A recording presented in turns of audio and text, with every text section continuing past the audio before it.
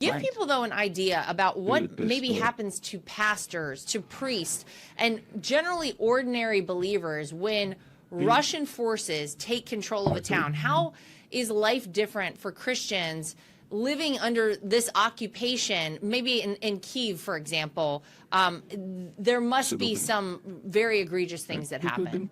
Well, in Kiev, life, that Kiev is controlled by the Ukrainians. The Ukrainians, you can pray however you want.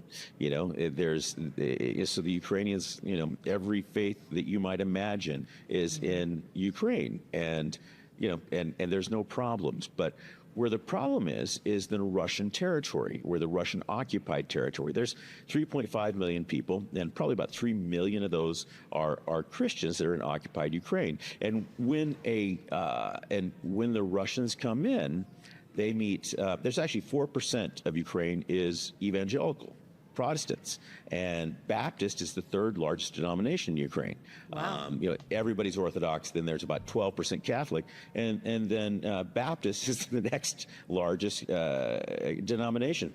So a Russian soldier meets a Baptist pastor, and he says, "Oh, this is an American religion. You must be an agent of the CIA, like our guys are agents of the Kremlin."